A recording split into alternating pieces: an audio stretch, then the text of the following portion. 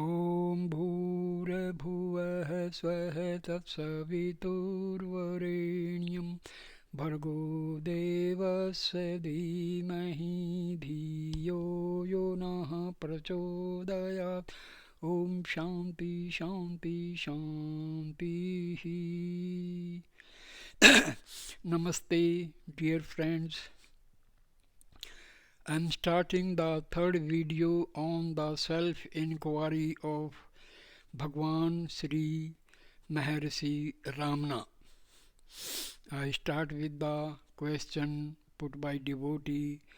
Even though the heart and the Brahmarandra alone are the loci fit for meditation, could one meditate, if necessary, on the six mystic centers Adhar Maharshi, the six mystic centers, etc., which are said to be loci of meditation, are but product of imagination. All these are meant for beginning in yoga.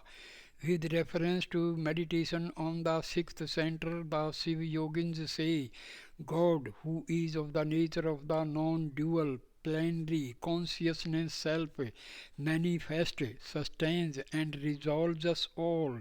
It is a great sin to spoil that reality by superimposing on it various names and forms such as Ganpati, Brahma, Vishnu, Rudra, Maheshwara and Sadasiva.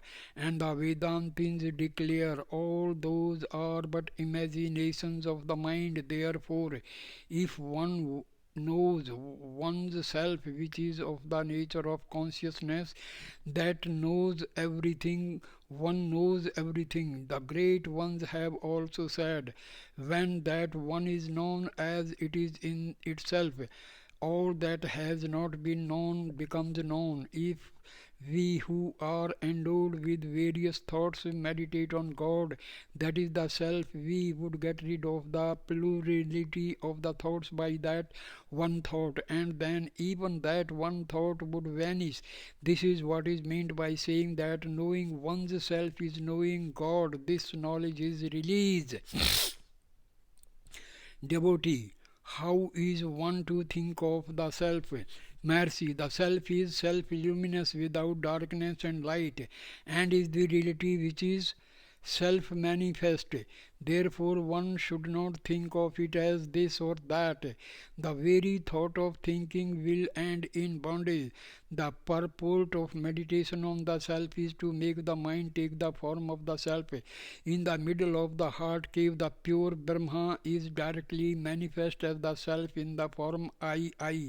Can there be greater ignorance than to think of it in manifold ways without knowing it as aforementioned? We shall meditate on that which existing in the form of self is the Atma Tattva, is effulgent, and which residing in all living things always says I, to seek for a God outside. Leaving the God residing in the cave of the heart is like throwing away priceless gem and searching for a trivial bead. Devotee, it was stated that Brahma is manifest as the self in the form I in the heart. To facilitate an understanding of this statement, can it be still further explained? Maharshi, is it not within the experience of all that during deep sleep, swoon, etc., there is no knowledge whatsoever, that is neither self-knowledge nor other knowledge? Afterwards, when there is experience of the form I have woken up from sleep or I have recovered from swoon, is that not a mode of specific knowledge that has arisen from the aforementioned distinctionless state? This specific knowledge is called Vijnana. This Vijnana becomes manifest only as pertaining to either the self or the non-self, and not by itself. When it pertains to the self, it is called true knowledge. Knowledge in the form that mental mode whose object is the self, or knowledge which has for its content the impartite self, and when it relates to the not self, it is called ignorance. The state of this Vijnana when it pertains to the self and is manifest as of the form of the self, is said to be the I manifestation. This manifestation cannot take place as apart from the real, that is the self. It is this manifestation that serves as the mark for the direct experience of the real. Yet, this by itself cannot constitute the state of being the real. That, depending on which is this manifestation takes place, is the basic reality, which is also called prajna. The Vedantic text Prajanam Brahma teaches the same truth. Know this as the purport of the scriptures also. The self, which is self-luminous and the witness of everything, manifests itself as the residing in the Vijnana Kosa, seat of intellect. By the mental mode which is impartite, seizes this self as your goal and enjoy it as the self. Devotee, what is that which is called the inner worship or worship of the attributeless? Maharshi, in texts such as the Ribhu Gita, the worship of the attributeless has been elaborately explained as a separate discipline. Yet all disciplines such as sacrifice, charity, austerity, observance of vows, japa, yoga and puja are in effect modes of meditation of the form I am Brahma. So, in all the modes of disciplines, one should see to it that one does not stay away from the thought I am Brahma. This is the purport of the worship of attributeless. Devotee, what are the 8 limbs of knowledge, Jnana, Ashtanga?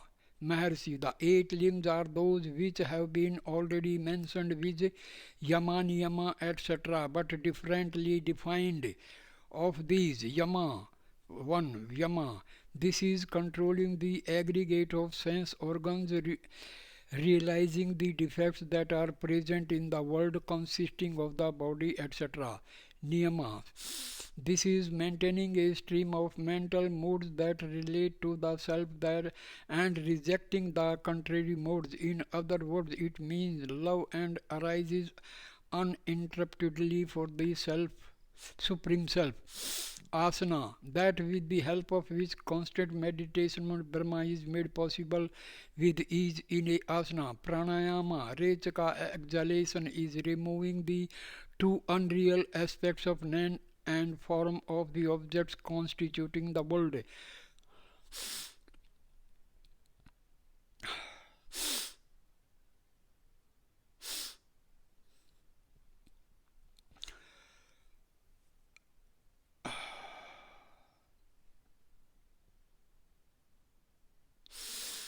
Pranayama,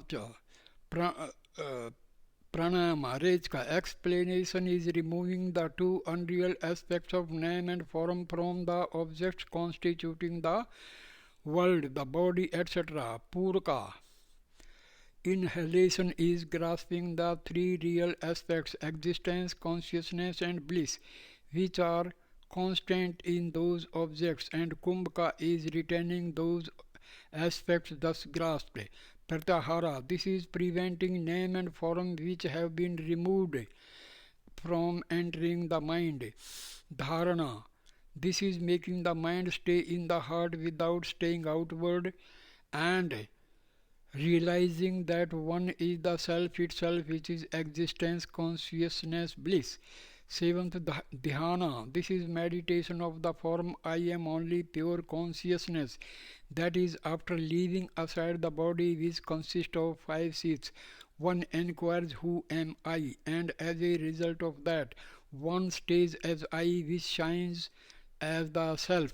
Samadhi, when the I manifestation also ceases, there is subtle direct experience. This is samadhi. For the pranayam, etc., detailed here, the disciplines such as asana, etc., mentioned in connection with yoga are not necessary. The limbs of knowledge may be practiced in all places and at all times of yoga and knowledge. One may follow whichever is pleasing to one's or both according to circumstances. The great teachers say that forgetfulness is the root of all evil and is death for those who seek release. So one should rest the mind in one's self and should never forget the self. This is the aim. If the mind is controlled, all else can be controlled. The distinction between yoga with 8 limbs and knowledge with 8 limbs has been set forth elaborately in the sacred text. So only the substance of this teaching has been given here. Disciple, is it possible to practice at the same time the pranayama belonging to yoga and pranayama pertaining to knowledge? Maharshi, so long as the mind has not been made to rest in the heart either through absolute retention, keval kumbhaka, or through enquiry, rejka, purka, etc. are needed. Hence the pranayama of yoga is to be practiced during training and the other pranayama may be practiced always. Thus both may be practiced. It is enough if the yogic pranayama is practiced till skill is gained in absolute retention. Death or kala is the giving up of the earth, of the contemplation of the self, which should never be given up even the least bit. Vivek Chudamani. Devotee, why should the path to release be differently taught? Will it not create confusion in the minds of aspirants?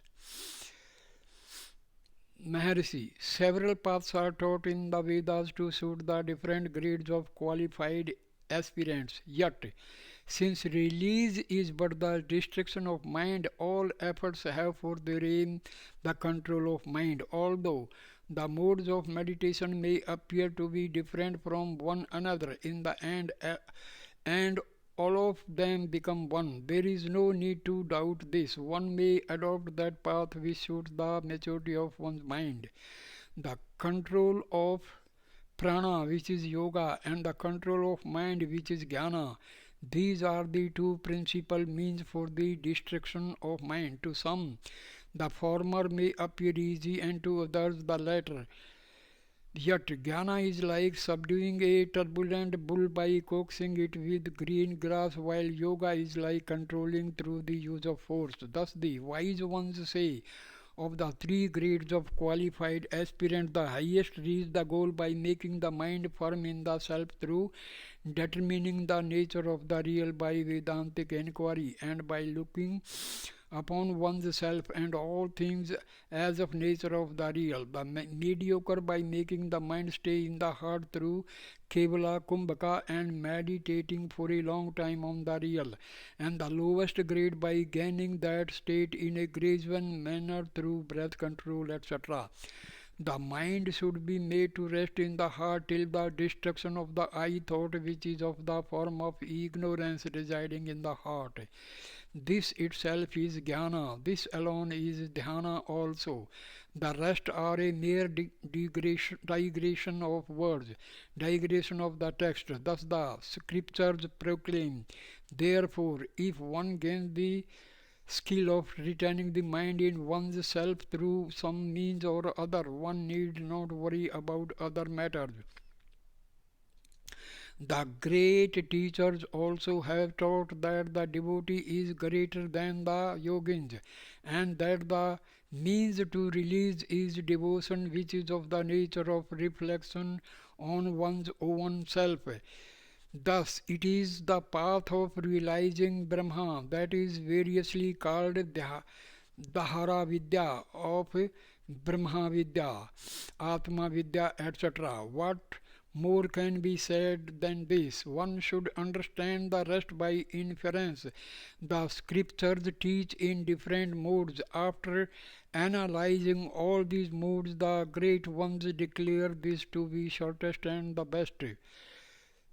Devotee, by practicing the disciplines taught above, one may get rid of the obstacles that are in the mind, viz., ignorance, doubt, etc., and thereby attain quiescence of mind. Yet there is one last doubt after the mind has been resolved in the heart, there is only consciousness shining as the plenary reality. When thus the mind has assumed the form of the self, who is there to enquire? Such enquiry would result in self worship. It would be like the story of the shepherd searching for the sheep that was all the time on his shoulders, seeing everything as the real according to the scriptures. I am Brahma, one only without a second. Of all yogins, only he who rests his unwavering mind and love in me is dear to me. Bhagavad Gita. Of the means to release, only bhakti, devotion, may be said to be the highest, for bhakti is constant reflection on one's own self. Vivek Chudamani. So, devotee is asking, by practicing the disciplines taught above, one may get rid of the obstacles that are in the mind, with ignorance, doubt, error, etc., and thereby attaining quiescence of mind. Yet there is one last doubt. After the mind has been resolved in the heart, there is only consciousness shining as the plenary reality. When thus the mind has assumed the form of the self, who is there to enquire? Such enquiry would result in self-worship.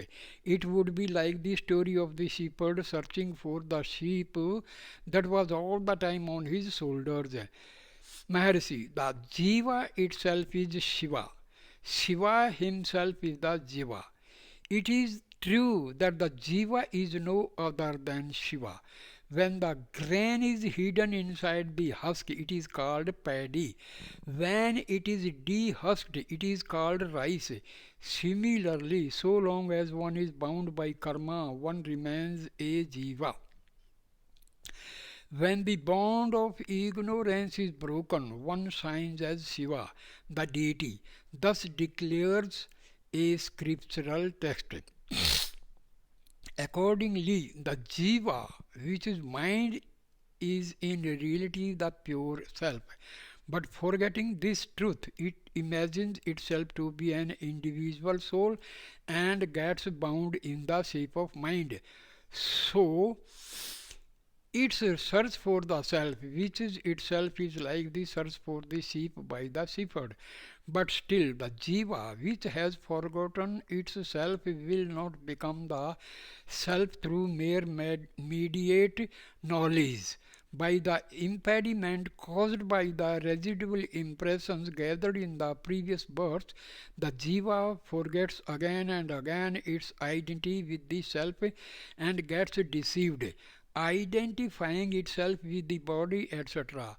Will a person become a high officer by merely looking at him? Is it not by steady effort in that direction that he could become a highly placed officer?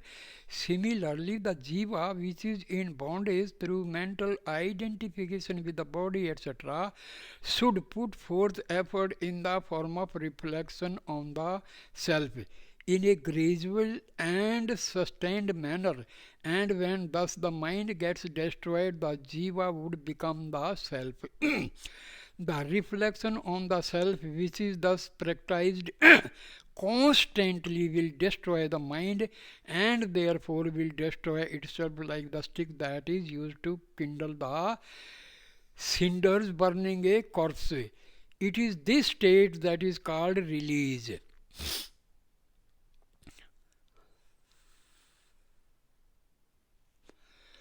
Devotee, if the Jiva is by nature identical with the self, what is that prevents the Jiva from realizing its true nature? Maharshi, it is forgetfulness of the Jiva, that is true nature. This is known as the power of veiling. Devotee, if it is true that the Jiva has forgotten itself, how does the I experience arise for all? Maharshi, the veil does not completely hide the Jiva. It only hides the self-nature of I and projects the I am the body notion, but it does not hide the self's existence, which is I and which is real and eternal. Devotee. What are the characteristics of the Jivan Mukta, the liberated in life, and Videha Mukta, that is liberated at death? Mercy, I am not the body, I am Dharma, which is manifest as the self in me, who am the plenary reality. The world consisting of bodies, etc., are mere appearances, like the blue of the sky. He who has realized the truth thus is Jiva Mukta. Yet, so long as his mind has not been resolved, there may arise some misery for him because of relation to objects on account of prarabdha karma, which has begun to fructify and whose result is the present body. And as the movement of mind has not ceased, there will not be also the experience of bliss. The experience of self is possible only by the mind that has become subtle and unmoving as a result of prolonged meditation. He who is thus endowed with a mind that has become subtle and who has the experience of self is called the Jivan Mukta. It is the state of Jivan Mukti that is referred to as the attributeless Brahma and as the Turiya. When even the subtle mind gets resolved and experience of self ceases, and when one is immersed in the ocean of bliss and has become one with it without any differentiated existence, one is called a Videha Mukta. It is the state of Videha Mukta that is referred to as the transcendent attributeless Brahma and as the transcendent Turiya. This is the final goal. Because of the grades in misery and happiness, the released ones, the Jivan Muktas and Videha Muktas, may be spoken of as belonging to four categories: Brahmavid, Vara, Varyam, and Vrishta. But these distinctions are from the standpoint of the others who look at them. In reality, however, there are no distinctions in release gained through jnana. Obeisance. May the feet of Ramana, the Master, who is the great Shiva himself and is also in human form, flourish forever. So, here and the text of Self-Enquiry by Maharshi Ramana. So I will explain some easy way for the benefits of my dear sadhakas. Dear friends, our self, mind, ego, body, and Brahma, how they are related. Mind and ego are rising from our Atma. Please understand. Thoughts arise from the Atma, and this continuity of thoughts makes the mind. Also, I is identified with the body, that is our ego. See, ego is a modification of mind. So, mind and ego both are arising from Atma. False I, that is I identifying with the body, is called, this is the I thought, and this is also known as ego. Atma and Brahma, there is no difference.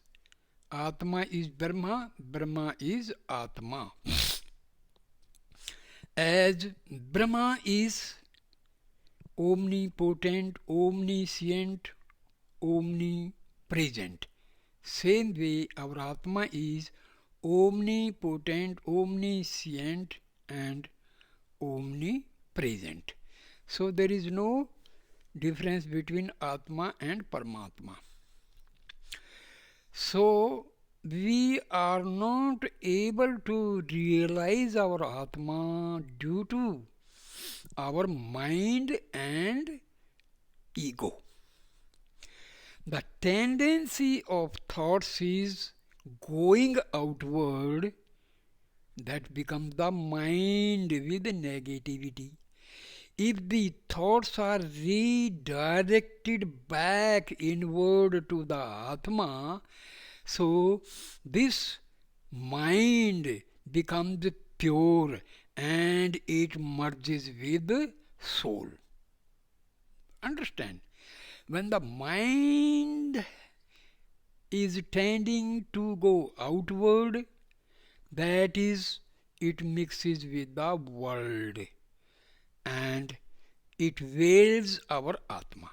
If the same mind is directed to go back to the soul, so if it enters the spiritual heart and merges with the soul, there is destruction of mind and there is the state of self-realization.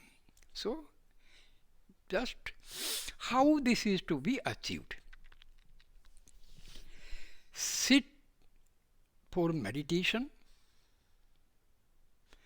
then visualize and have positive affirmations that my mind and my ego are slowly and steadily going deeper, deeper, deeper and deeper inwardly towards the spiritual heart.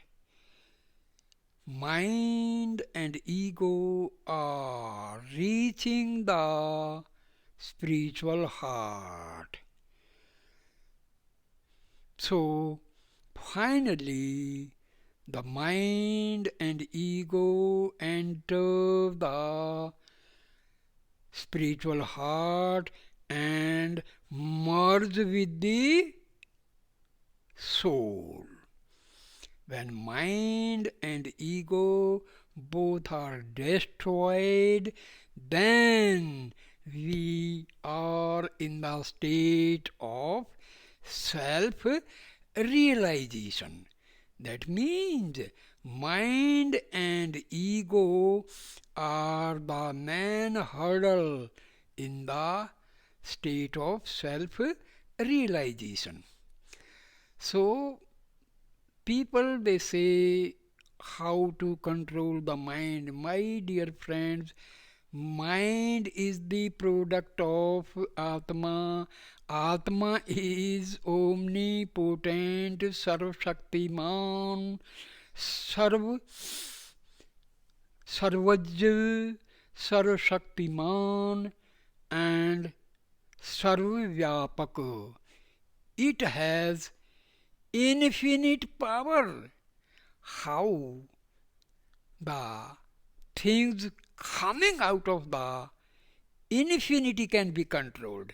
So, my dear friends, if someone says this is the method of controlling the mind, please just understand how mind which is produced by the omnipotent self, how it can be controlled.